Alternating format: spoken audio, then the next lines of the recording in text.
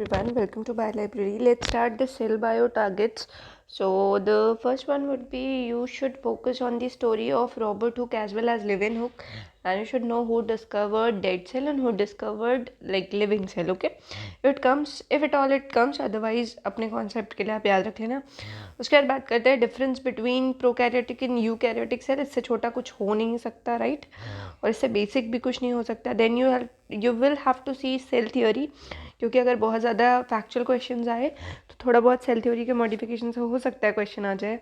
Development of photosynthetic ability में आपको H2S और H2O वाटर डोनर किस क्रोनोलॉजी में आए एक बार ये पता होना चाहिए. देन प्लाज्मा मेम्ब्रेन पूरी, जिसमें कि शुरुआत करते हैं तो distribution of lipids. First part will be your lipids and asymmetry. Then there is lipid raft, that is cholesterol और स्पिंगोलिपिड्स का जो डिस्ट्रीब्यूशन है.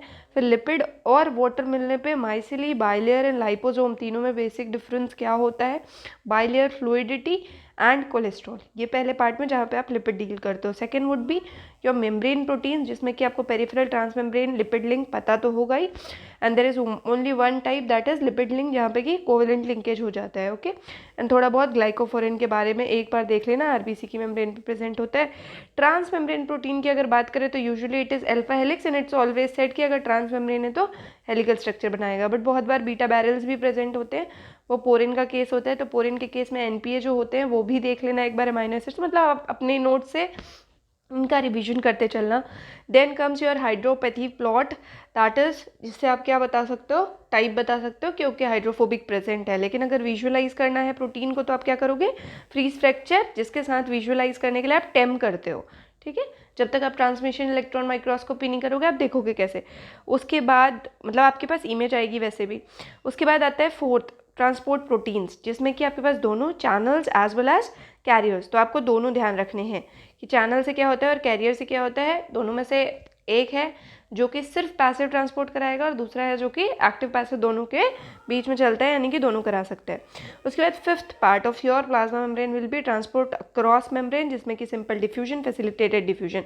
अगर बहुत सिंपल बनाने की कोशिश की तो हो सकता है ये आपको डायग्राम या ग्राफ मिल जाए जो कि फैसिलिटेटेड डिफ्यूजन में सेचुरेशन आता है उसका है. एंड जब भी आपका ट्रांसपोर्ट जो है प्लाज्मा मेम्ब्रेन के थ्रू होता है तो वो माइक्रोमोलिक्यूल्स का भी हो सकता है, मैक्रोमोलिक्यूल्स का भी हो सकता है, डिपेंडिंग अपॉन कि आपके सेल में तो दोनों ही प्रेजेंट है. तो अगर मान लीजिए माइक्रोमोलिक्यूल्स जा रहे हैं तो सिंपल डिफ्यूजन से जा सकते हैं, फैसिलिटेटेड से, या फिर एक्टिव ट्रांसपोर्ट से जा सकते हैं, जिसमें कि प्राइमरी एक्टिव, सेकेंडरी एक्टिव का बेसिक डिफरेंस आपको वैसे भी पता होगा, डायरेक्ट यूटिलाइजेशन ऑफ एनर्जी या फिर इनडायरेक्ट यूटिलाइजेशन. ठीक है, अब अगर माइक्रोमोलिक्यूल इस तरीके से ट्रांसपोर्ट हो जाएंगे, let's talk about macromolecules. Macromolecules में हमें क्या करना पड़ेगा? एंडोसाइटोसिस करना पड़ेगा. तो एंडोसाइटोसिस में दोनों प्रोसेस, यानी कि मैक्रो के लिए एंडो एज वेल एज बाहर निकालने के लिए एक्सोसाइटोसिस. तो फैगोसाइटोसिस पढ़ना है, पिनोसाइटोसिस पढ़ना है, जिसमें कि मैक्रोपिनो का एक केस आ जाता है. उसके बाद क्लैथरिन मीडिएटेड एंडोसाइटोसिस. केविली इतना इंपॉर्टेंट नहीं है, क्लैथरिन ज़्यादा इंपॉर्टेंट है, कोड पता होना चाहिए. उसके बाद fate of receptor again important है. तीन ही अब पढ़ते हो मेरे ख्याल से आप, एक ग्रोथ फैक्टर पढ़ते होगे, एक ट्रांसफेरिन पढ़ते होगे और एक एलडीएल पढ़ते हो.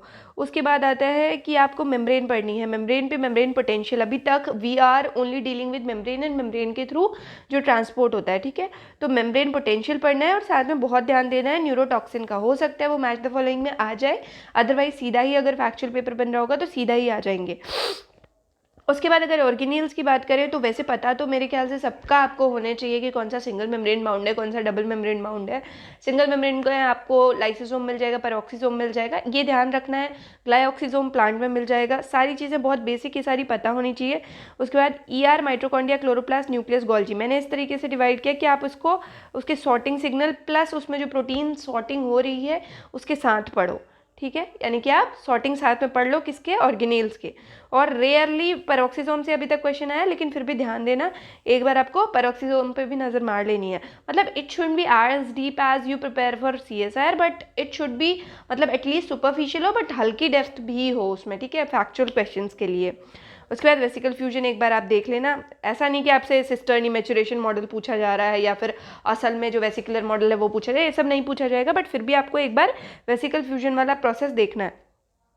और हाँ, T SNARE, V SNARE, SNARE hypothesis एक बार देख लेना. और जो आपका वो होता है NSF होता है उसका रोल देख लेना. उसके बाद आते हैं हम साइटोस्केलेटन पे, तो काइनेसिन डायनिन देखना ही है, माइक्रोट्यूब्यूल्स इंटरमीडिएट फिलामेंट्स देखना ही देखना है। 9+2 9+0 अरेंजमेंट में असल में डिफरेंस पता होना चाहिए कि ये क्या अरेंजमेंट होता है माइक्रोट्यूब्यूल्स में, और क्यों इसको 9+2 या क्यों इसको 9+0 बोलते हैं, यानी कि बेसल बॉडी में क्या होता है या फिर एक्सोनीम्स में क्या होता है। उसके बाद आता है डुप्लीकेशन ऑफ सेंट्रियोल, जिसमें कि फेज पूछ लिया जाता है, अदरवाइज अगर पूछना होगा तो प्लांट और एनिमल सेल के रिस्पेक्ट में डिफरेंस पूछ लिया जाएगा। फिर आता है cell adhesion molecule plus plant cell wall. Plant cell wall क्योंकि वहाँ पे आपको सेल्यूलोज मिल रहा है, आपको लिग्निन मिल रहा है, तो ये दोनों तरफ ओवरलैपिंग पोर्शन हो जाता है। बायोकेमिस्ट्री में भी जहाँ पे आपसे बॉन्ड पूछे जा सकते हैं, और प्लांट फिजियोलॉजी में जहाँ पे आपको लिग्निन पूछा जा सकता है कि कौन से सेकेंडरी मेटाबोलाइट्स में से आता है, तो प्लांट सेल वॉल एक बार देखनी ही देखनी है। सेल एडेशन मॉलिक्यूल्स देखने ही देखने हैं। विद रिस्पेक्ट टू डिफरेंस देखना है हमेशा कि कौन होमोफिलिक इंटरेक्शन शो कर रहा है, कौन हेट्रोफिलिक शो कर रहा है। उसके बाद सिग्नलिंग इंपॉर्टेंट है, लेकिन इतनी डेप्थ में नहीं जाना जितना आप CSIR में जाते हो।